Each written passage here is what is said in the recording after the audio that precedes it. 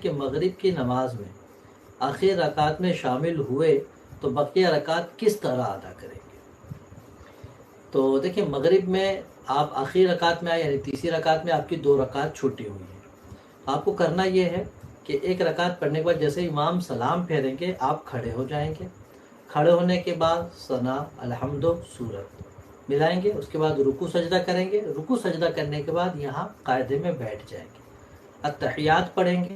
التحیات پڑھنے کے بعد پھر بغیر درود شریف پڑھے ہوئے پھر کھڑے ہو جائیں گے اور پھر الحمد پڑھیں گے، سورت ملائیں گے اور اس کے بعد پھر رکوع اور پھر سجدہ، پھر قاعدہ اخیرہ کریں گے، اس کے بعد سلام پھیر دیں گے.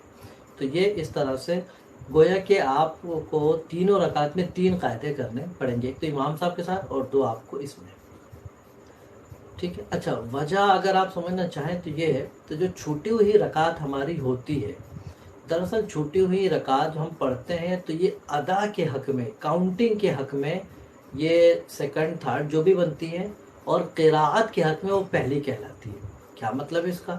مطلب اس کا یہ ہے کہ ایک امام کے ساتھ آپ نے پڑھ لی، امام نے سلام پھیرا، اب آپ کھڑے ہوئے، تو جو کھڑے ہوئے ہیں تو رکعت کی کاؤنٹنگ کے اعتبار سے یہ دوسری بن رہی ہے.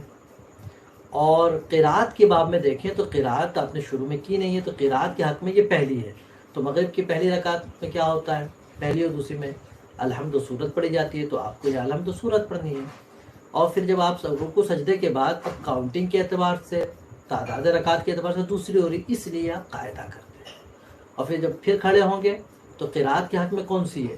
دوسری ہوئی نا، کیونکہ پہلے بھی آپ قراءت کی ہیں تو دوسری ہوئی. تو پھر یہاں الحمد و سورت پڑھیں گے. پھر آپ آخر میں جب جائیں گے تو اب جو بیٹھنے کا حکم ہے یہ قاعدہ اخیرہ ہے، اور مغرب میں 3 ہی رکعت ہوتی ہے، اس لیے یہاں قاعدہ اخیرہ کر کے سلام کریں گے. امید کرتا ہوں کہ آپ کے ذریعے ہمارے تمام سائلین جو شریک ہیں ان کو جواب بھی سمجھ میں آ گیا ہوگا اور اس جواب کا لوجک بھی سمجھ میں آ گیا ہوگا. اللہ تعالیٰ